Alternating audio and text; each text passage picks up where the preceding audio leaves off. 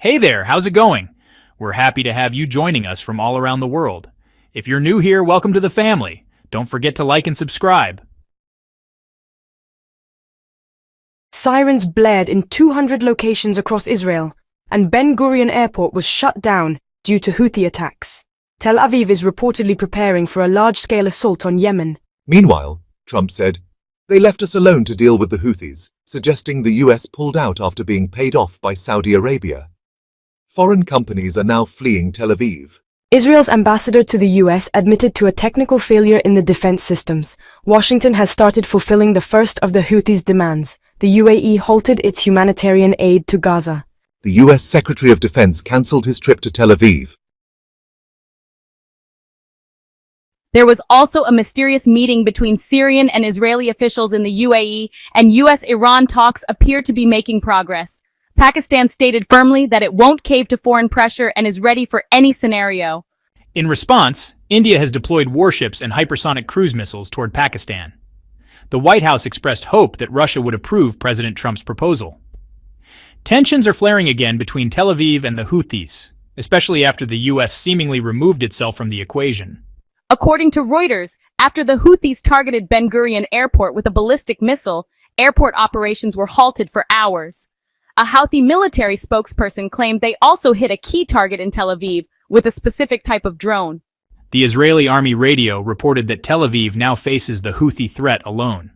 The Israeli defense minister confirmed continued Houthi missile strikes using Iranian weapons and vowed retaliation in Sana'a or wherever needed.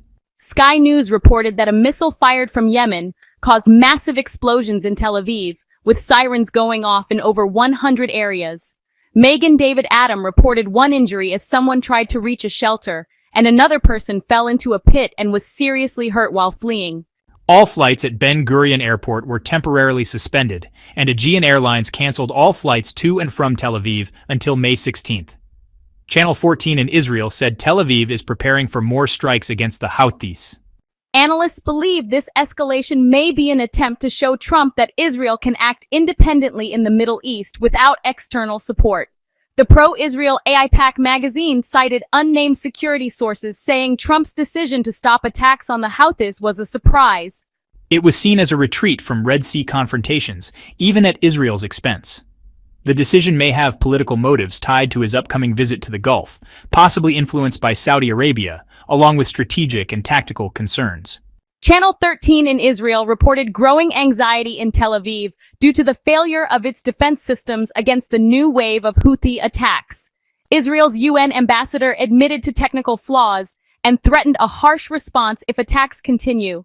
Channel Khan reported that Israel plans to ramp up operations in Yemen, though there's skepticism about the effectiveness of that strategy now that the US has stopped its airstrikes.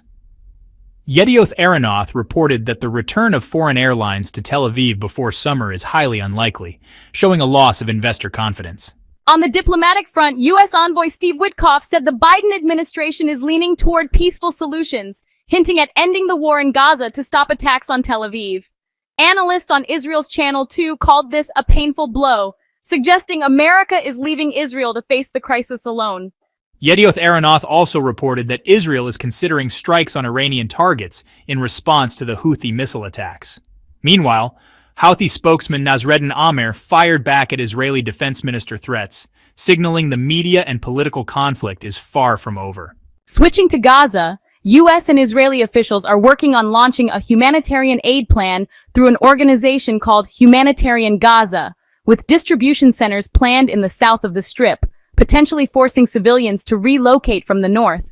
According to the U.S. ambassador to Israel, Trump is prioritizing the safe and efficient delivery of aid. Reuters said Washington is pushing hard for a ceasefire before Trump's Middle East visit and has warned Israel of potential regional isolation if it doesn't comply. The UAE has reportedly told Israel it won't help fund the new aid organization, according to Israeli site Walla. The New York Times confirmed that the U.S. Defense Secretary canceled his Tel Aviv visit to join Trump's delegation. Elsewhere, an Egyptian source said Washington agreed to postpone talks about arming Palestinian groups until after the current war ends, while emphasizing the importance of releasing prisoners and handing over bodies in one go. Trump's deputy assistant told Al Shark Channel that the president's top priority is ending the bloodshed in both Gaza and Ukraine and achieving peace, with potential political and economic deals expected during the trip. On the ground, Israel's Shin Bet intelligence service announced the assassination of Noor al-Baidawi. The top wanted man in the West Bank was killed after Israeli forces surrounded and bombed his house in Nablus based on precise intelligence. Moving from Gaza to the heated Israeli-Syrian front, field reports say an Israeli military convoy crossed into Syrian territory near the village of Al-Adnaniya in Quneitra province. The move sparked political and diplomatic backlash. Meanwhile, the Israeli newspaper Yedioth Ahronoth reported that 3 rounds of secret talks were recently held in Abu Dhabi between Syrian and Israeli officials. The meetings were hosted at the home of a senior Emirati figure and sponsored by Sheikh Abdullah bin Zayed and Sheikh Tanoun bin Zayed. The Israeli delegation reportedly included academics with security backgrounds, while the Syrian side was represented by 3 close associates of Syrian President Ahmad al-Sharaa. The meetings were described as exploratory and non-binding, with both sides submitting reports to their leadership.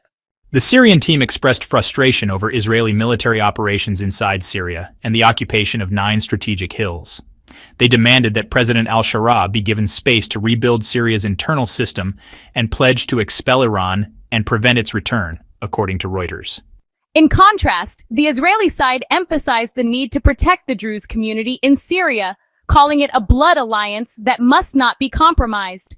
The newspaper also noted that other informal meetings between Syrian advisors and Israeli experts have taken place on the sidelines of international conferences in Europe.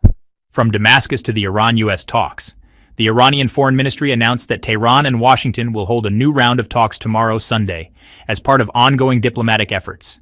According to Axios, and citing informed sources, the 4th round will be held in Oman and will include both direct and indirect communication, suggesting a possible breakthrough in the format of U.S.-Iran dialogue. U.S. envoy Steve Witkoff stated that Iran's uranium enrichment program should have never existed, calling it a red line for the U.S.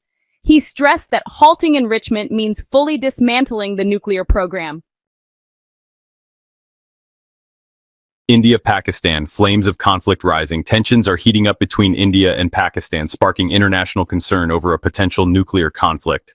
Pakistan's defense minister said his country will not bow to foreign pressure and that its armed forces are 200% ready to respond to any Indian aggression. This escalation comes amid increasing tension. Reuters reported hearing 4 explosions in the Indian city of Amritsar, near the Pakistan border, raising fears of a military clash. According to the Telegraph, India has deployed warships equipped with hypersonic cruise missiles toward Pakistan. In response, Pakistan announced it had received advanced air defense systems from China, claiming they are capable of intercepting even supersonic missiles. Russia-Ukraine, the end of the beginning. Ending the war in Ukraine is now a top priority for the Trump administration, which is working to relieve the U.S. and the world from the burden of the conflict. White House spokesperson Caroline Leavitt said, Washington hopes Russia and Ukraine will agree to President Trump's proposed 30-day ceasefire. She mentioned that Trump had a good and productive phone call with Ukrainian President Volodymyr Zelensky. Elsewhere, French Nationalist Party leader Florian Philippot said Zelensky was shocked by Russia's massive Victory Day military parade in Moscow. Philippot claimed this prompted Zelensky to call for a meeting of the Coalition of the Willing and to speed up Western troop deployments to Ukraine, possibly signaling a move toward full-scale war. In the same context, the Washington Post said the Victory Day parade, marking the 79th anniversary of the Soviet victory in Yemen, symbolized the West's failure to isolate Russia internationally. The presence of Russian President Vladimir Putin, alongside over 20 world leaders, was portrayed as a personal win for him, despite Western efforts to sideline him. Thanks a lot for watching this video. Drop your thoughts in the comments, and don't forget to like, subscribe, and hit the notification bell. At S News, we're committed to bringing you straightforward and balanced coverage.